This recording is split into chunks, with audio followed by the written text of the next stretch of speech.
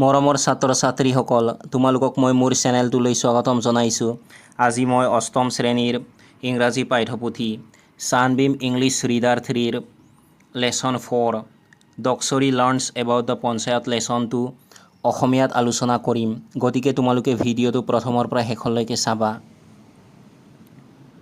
Doksori learns about the panchayat. লেচনটোৰ নাম হৈছে Doksri learns about the panchayat, অৰ্থাৎ ডক্সৰীয়ে পঞ্চায়তৰ বিষয়ে শিকে। Do you know' who builds our roads, bridges and office buildings? আমাৰ ৰাস্তা ঘাট, দলং আৰু কাৰ্যালয় ভৱন কোনে নিৰ্মাণ কৰে তোমালোকে জানানে? From where does the money to build all this come? এই সকলোবোৰ নিৰ্মাণৰ বাবে ধন ক'ৰ পৰা আহে? ইন গ্ৰুপছ, গোটত। Discuss how government money is spent for public welfare. চৰকাৰী ধন জনকল্যাণৰ বাবে কেনেদৰে ব্যয় কৰা হয় সেই বিষয়ে আলোচনা কৰা। What will you do to help people who are old, unwell or homeless? যিসকল বৃদ্ধ, অসুস্থ বা গৃহহীন লোকক সহায় কৰিবলৈ তুমি কি কৰিবা? In this lesson you will read about how panchayats spend money for the people. এই পাঠটোত তুমি পঞ্চায়তসমূহে ৰাইজৰ ধন কেনেকৈ খৰচ কৰে সেই বিষয়ে পঢ়িবা।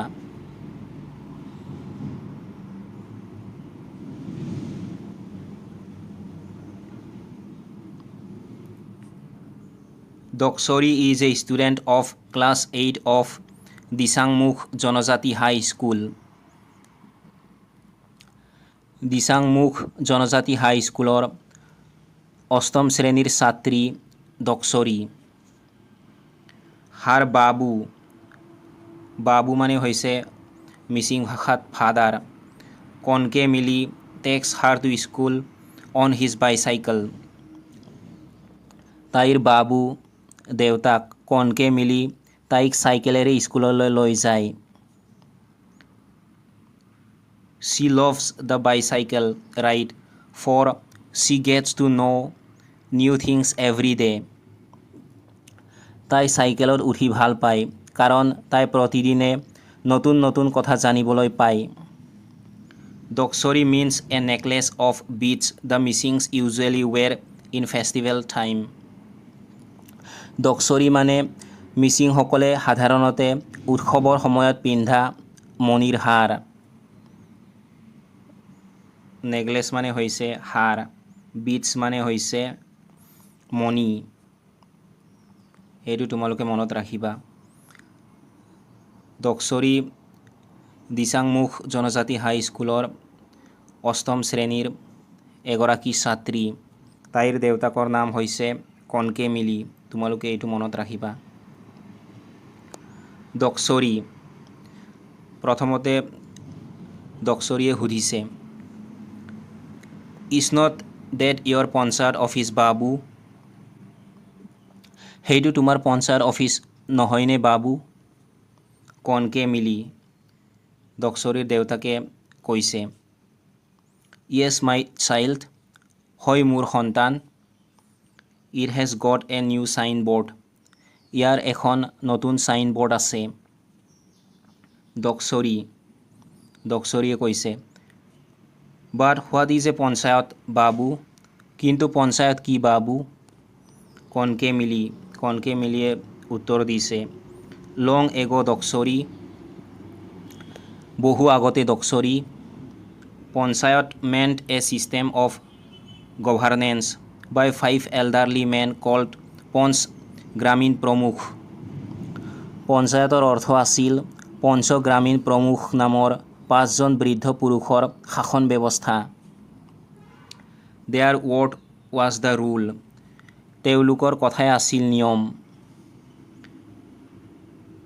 There was no' quarrel among the villagers, গাঁৱৰ মানুহৰ মাজত কোনো কাজিয়া নাছিল। বিকজ দে ৰিছপেক্টেড দেয়াৰ গ্ৰাম প্ৰমুখছ, কাৰণ তেওঁলোকে নিজৰ গ্ৰাম প্ৰমুখক সন্মান কৰিছিল।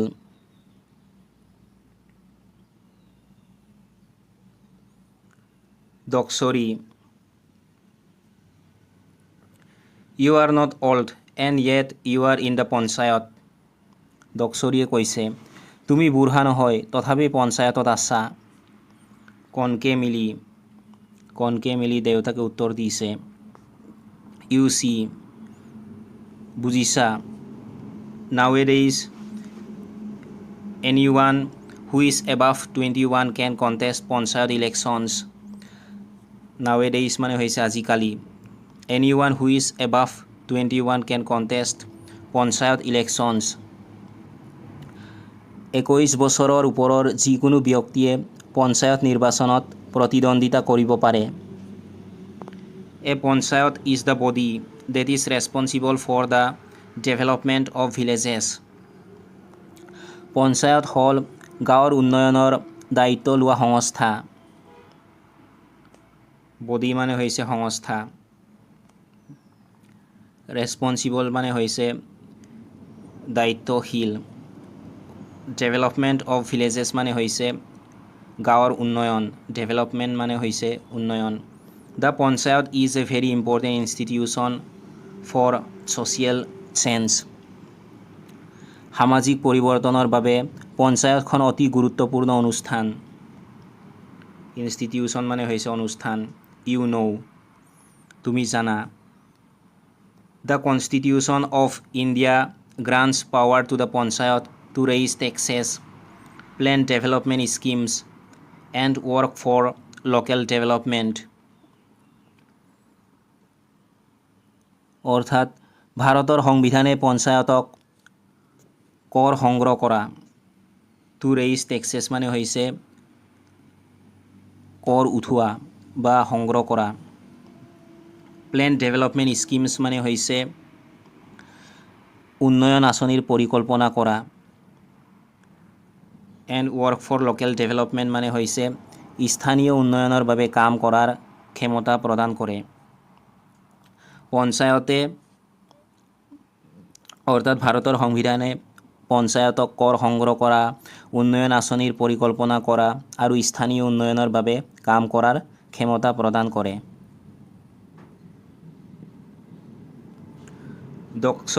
দক্সৰীয়ে কৈছে সুধিছে দেউতাকক what kind of work do you do বাবু। বাবু তুমি কেনেধৰণৰ কাম কৰা। কণকে মিলি দেউতাকে কৈছে we build and repair rural roads, bridges, houses for the poor and so' on. আমি গ্ৰাম্য পথ, দলং, দুখীয়াৰ ঘৰ ইত্যাদি নিৰ্মাণ কৰোঁ আৰু মেৰামতি কৰোঁ বুলি কৈছে। Doksri where do you get all the money from. দক্সৰীয়ে সুধিছে দেউতাকক সকলো টকা তুমি ক'ৰ পৰা পোৱা। কণকে মিলি দেউতাকে উত্তৰ দিছে এ গুড কুৱেশ্যন, এটা ভাল প্ৰশ্ন। The panchayat raises a little money from taxes on vehicles. তাৰ মানে কি কৈছে পঞ্চায়তখনে যান বাহনৰ পৰা অলপ টকা সংগ্ৰহ কৰে। যান বাহন, ৰিভাৰ ঘাটছ মানে হৈছে নদীৰ ঘাটৰ পৰা, বাজাৰ্ছ মানে হৈছে বজাৰৰ পৰা, এণ্ড বিলছ এছেট্ৰা। তাৰ মানে কি কৈছে পঞ্চায়তখনে যান বাহন, নদীৰ ঘাট, বজাৰ আৰু বিল ইত্যাদিৰ কৰৰ পৰা অলপ টকা সংগ্ৰহ কৰে। তাৰপাছত দক্সৰীয়ে সুধিছে is that money enough to do so' much work. সেই টকাখিনি ইমান কাম কৰিবলৈ যথেষ্ট নেকি।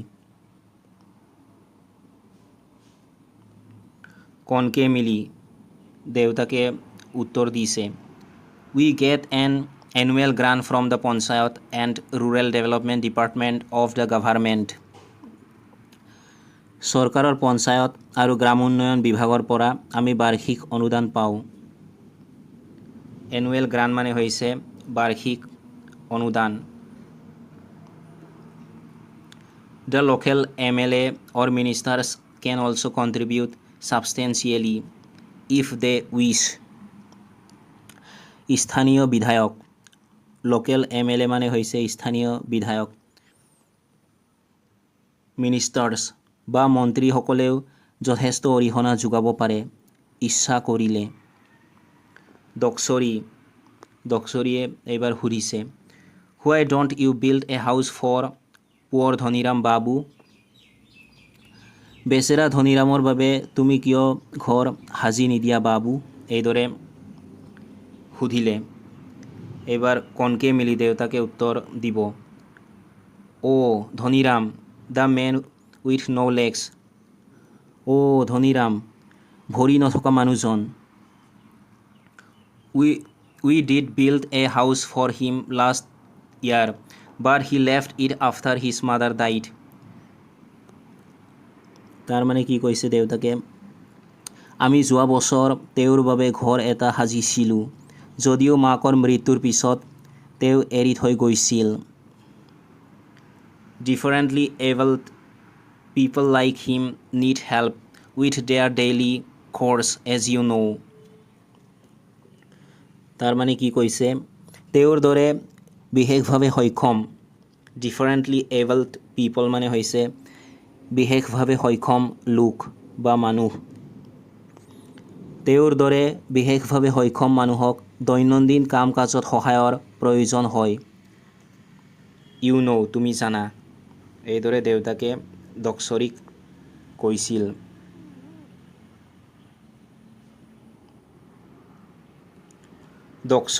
এইবাৰ দক্ষৰীয়ে দেউতাকক ক'ব, বাবু please do something for the poor men. বাবু অনুগ্ৰহ কৰি সেই দুখীয়া মানুহটোৰ বাবে বা সেই বেচেৰাৰ বাবে কিবা এটা কৰা। He spends the bitter cold December nights on the open veranda of our school building. ডিচেম্বৰৰ তিতা ঠাণ্ডা ৰাতিবোৰ তেওঁ আমাৰ স্কুল ভৱনৰ মুকলি বাৰান্দাত কটায়। কণকে মিলি এইবাৰ দেউতাকে ক'ব, ডণ্ট ৱৰি, চিন্তা নকৰিবা।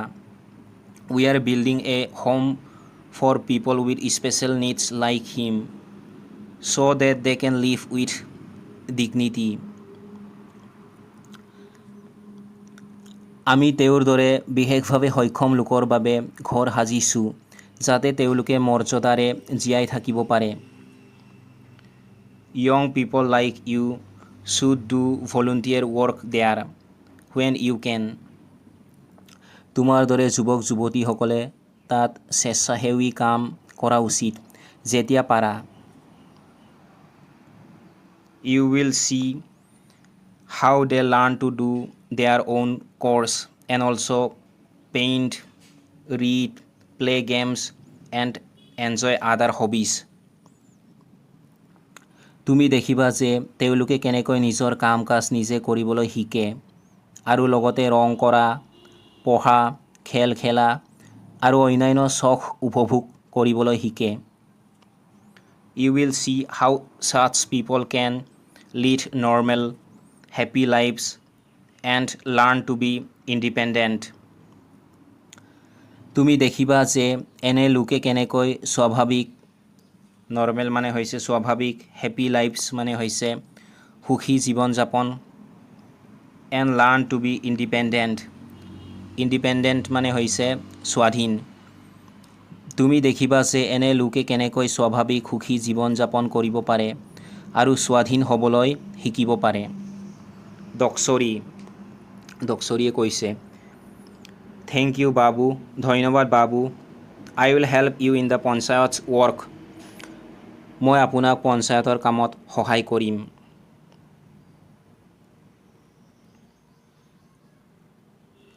তাৰপাছত তোমালোকক এইফালে এক্টিভিটিজ দিয়া আছে। এক্টিভিটিজ মানে হৈছে কাৰ্যকলাপ। 1 নম্বৰত দিয়া আছে, here are some words from the text and their meanings. ইয়াত পাঠটোৰ পৰা কিছুমান শব্দ আৰু সিহঁতৰ অৰ্থ দিয়া হৈছে। Test your understanding by matching the words on the left with their meanings on the right. বাওঁফালে থকা শব্দবোৰৰ লগত সোঁফালে থকা অৰ্থ মিলাই তোমাৰ বুজাবুজি পৰীক্ষা কৰা। তাৰমানে তুমি কিমান বুজি পালা সেইটো পৰীক্ষা কৰা। প্ৰথমতে দিয়া আছে তোমালোক ইনষ্টিটিউশ্যন। ইনষ্টিটিউশ্যন মানে হৈছে প্ৰতিষ্ঠান। এইটো তোমালোকে সোঁফালে দিয়া অৰ্গেনাইজেশ্যন অৰ ছ'চাইটি এইটোৰ লগত মিলাই দিবা। অৰ্গেনাইজেশ্যন বা ছ'চাইটি মানে হৈছে সংগঠন বা সমাজ। অৰ্গেনাইজেশ্যন মানে সংগঠন, ছ'চাইটি মানে সমাজ। তাৰপাছত দিয়া আছে তোমালোকক ইলেকশ্যনছ। ইলেকশ্যনছ মানে হৈছে নিৰ্বাচন। এইটো তোমালোকে সোঁফালে দিয়া the exercise through which we vote for new leaders এইটোৰ লগত মিলাই দিবা। অৰ্থাৎ যিটো অনুশীলনৰ জৰিয়তে আমি নতুন নেতাক ভোট দিওঁ। তাৰপাছত দিয়া আছে ছিনচিয়েৰিটি। ছিনচিয়েৰিটিৰ অৰ্থ হৈছে একাগ্ৰতা বা আন্তৰিকতা। ছিনচিয়েৰিটি এইটো তোমালোকে সোঁফালে দিয়া ডিভ'শ্যন টু এ পাৰপাছ এইটোৰ লগত মিলাই দিবা। ডিভ'শ্যন টু এ পাৰপাছ মানে হৈছে কোনো উদ্দেশ্যৰ প্ৰতি ভক্তি।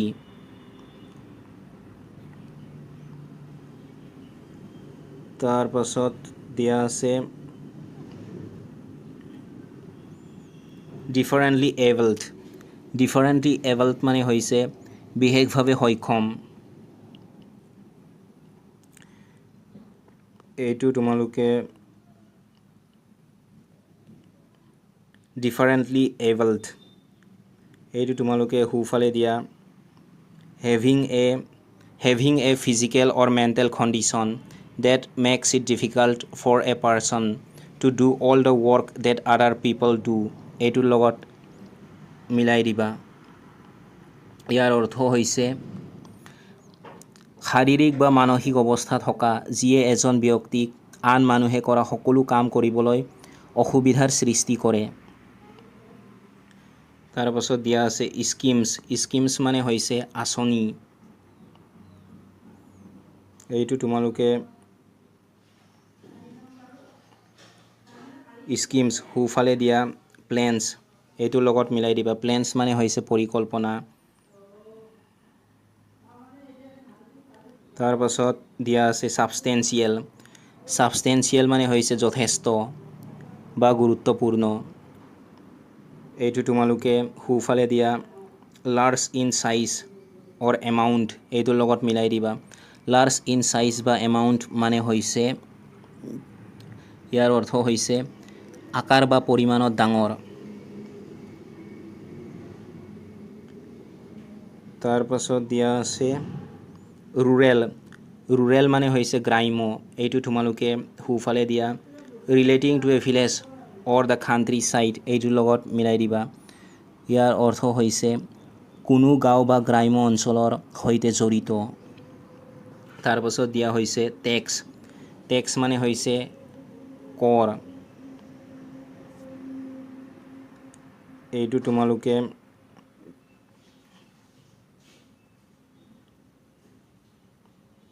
সোঁফালে দিয়া the money citizens of a country have to pay the government to help it do different kinds of work এইটোৰ লগত মিলাই দিবা।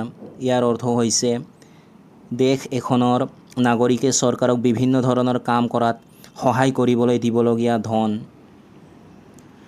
তাৰপাছত দিয়া আছে কোৱাৰেল। এইটো তোমালোকে সোঁফালে দিয়া এংগ্ৰি ডিছপিউট আনফ্ৰেণ্ডলি ৰিলেশ্যনছ উইথ ছামৱান এইটোৰ লগত মিলাই দিবা। ইয়াৰ অৰ্থ হৈছে ক্ৰোধিত বিবাদ, কাৰোবাৰ লগত অবন্ধুত্বপূৰ্ণ সম্পৰ্ক। তাৰপাছত তোমালোকক দিয়া আছে গভাৰ্নেন্স মানে হৈছে শাসন ব্যৱস্থা। এইটো তোমালোকে সোঁফালে দিয়া মেনাৰ অফ গাভাৰ্নিং অৰ ৰুলিং এইটোৰ লগত মিলাই দিবা।